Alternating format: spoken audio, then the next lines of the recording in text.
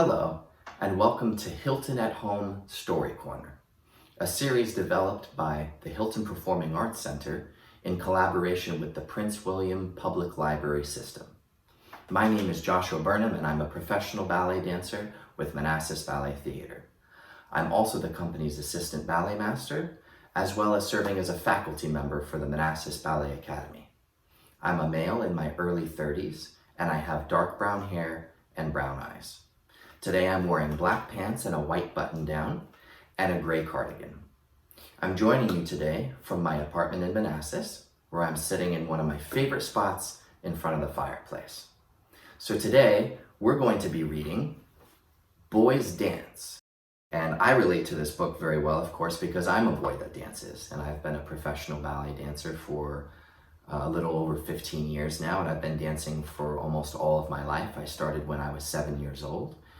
And now I'm not only a professional dancer currently, but I'm also a teacher.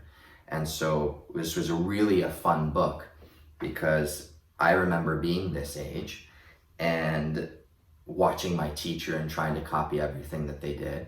And now here I am many years later, and not only have I danced professionally and turned it into my life, but now I also get to be on the other side of that, where I teach, and I teach what I love to children. And it's one of the best parts of my day, is getting to pass on everything that I learned from dance to the next generation of dancers.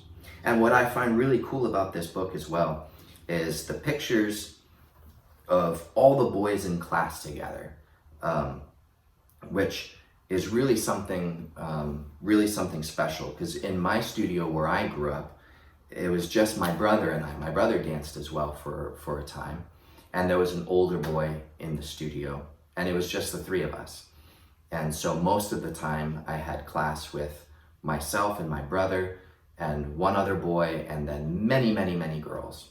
And so sometimes it could feel a little bit lonely, and also it kind of made you wonder why aren't there more boys in class? Why is it mostly girls? And you kind of feel a little bit odd when you're the only boy.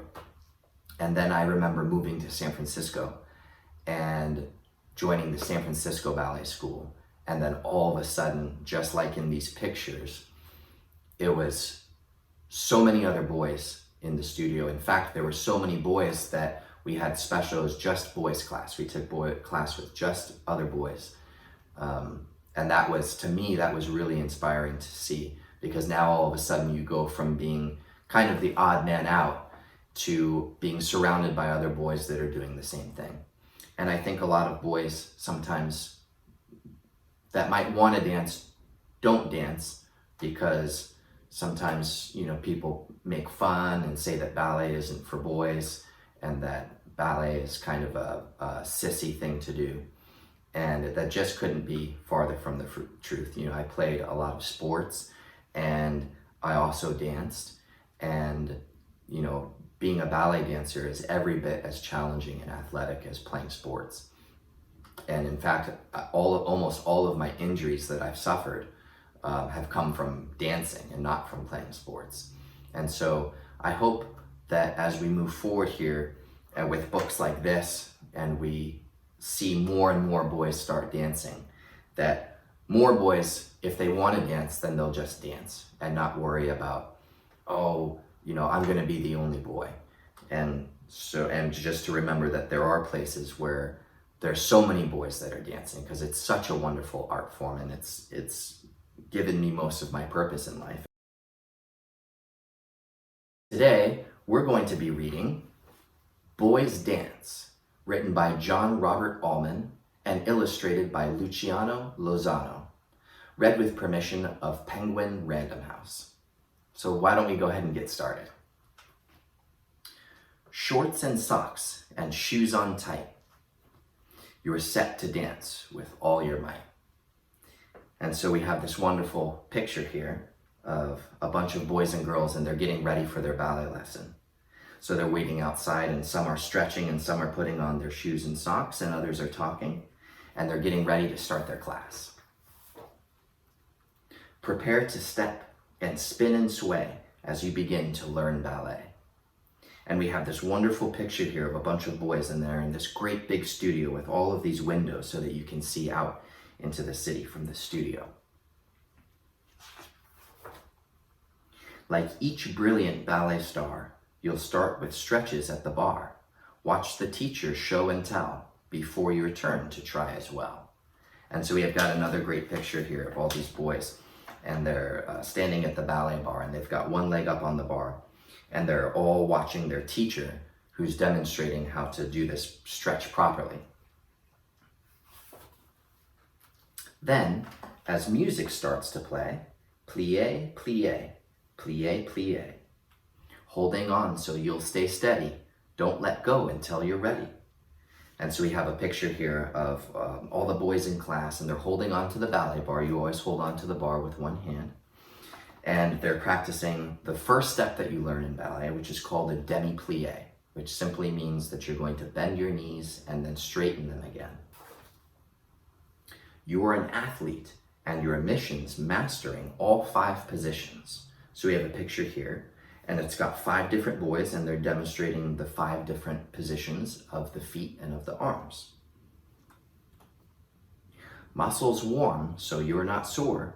It's time to move onto the floor. And so you always start a ballet class holding onto the bar, and that's where you practice all the fundamentals of the ballet technique. And you hold onto a bar so that you don't have to worry about balancing while you get to practice all of the basic steps of ballet.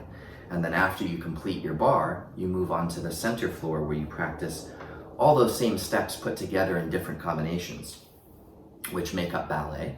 And you come and you do them in the center floor where you don't have a bar to hold on to.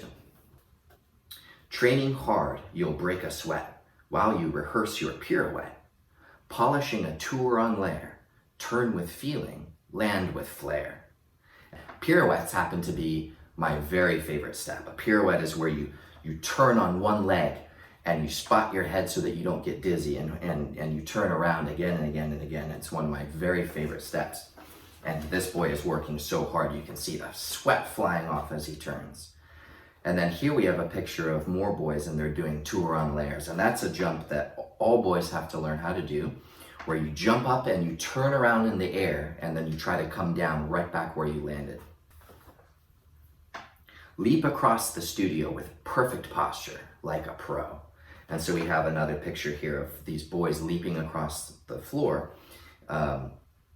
And we have a step in ballet called grand jeté, or a soda shot.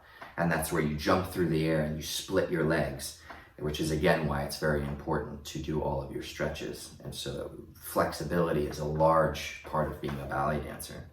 And I also love in this picture here, they have in the corner, they've got a pianist, and he's playing piano for the class, which is really a very nice treat. At my home studio where I grew up, we used CDs for all of our music. And so when I moved to San Francisco and joined the San Francisco Ballet School, every day we had a live pianist that would play for all of our classes. And it's such a treat to have live music to dance to. Let these leading men inspire as you practice and perspire. Growing stronger day by day, dream of parts that you might play. And so we've got a really cool picture here.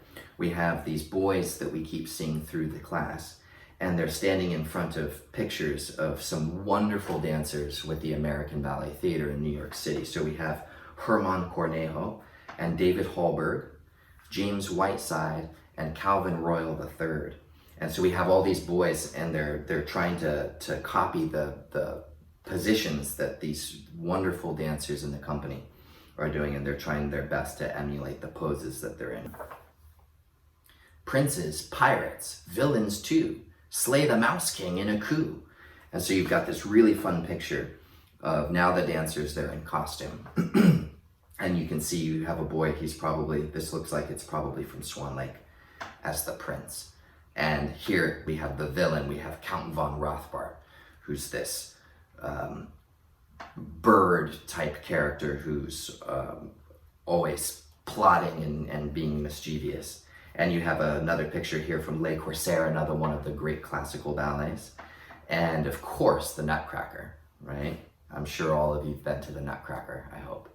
So you have the Mouse King here, who leads his minions of mice in the battle against the Nutcracker. Lifting fellow dancers high means staying sturdy, strong, and spry. And so we've got a great picture here of a bunch of the younger boys in class, and they're watching some of the older boys and girls in class, and they're practicing what we call pas de deux, or partnering. And pas de deux means a dance for two. And so we have a picture here of some of the older students, an older boy and an older girl, and they're practicing what's called a press lift, which is where you take your partner and you press them up over your head. Beyond ballet, add your pizzazz to modern, hip-hop, tap, or jazz. And so we've got another great picture here of these boys, and again, they're trying to emulate these pictures of these different great dancers that they're seeing through all the different genres of dance, because ballet is just one type of dance.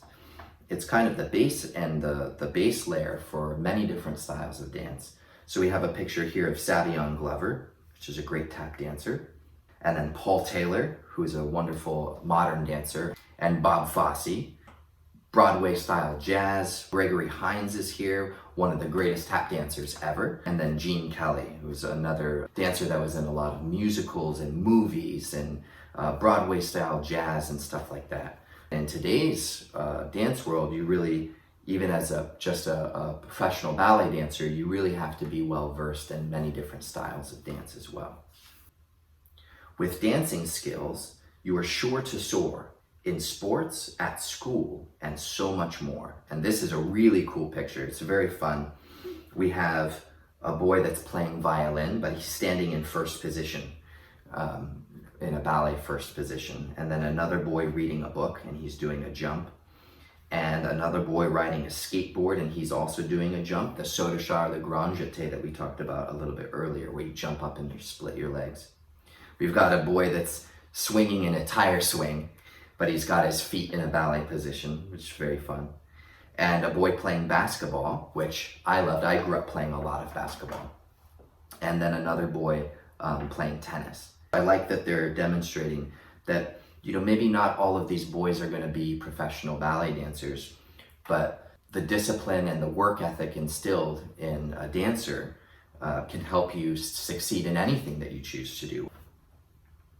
Whatever passions you pursue, what matters most is being you. And so here we have the end of the ballet class, and you have your teacher with all of his students, and they're all doing kind of whatever different ballet step that they most like. What a wonderful book. I've really enjoyed my time with you. Thank you for joining me today, and I hope that you'll join us again next month for another Story Corner. Thank you. Bye-bye.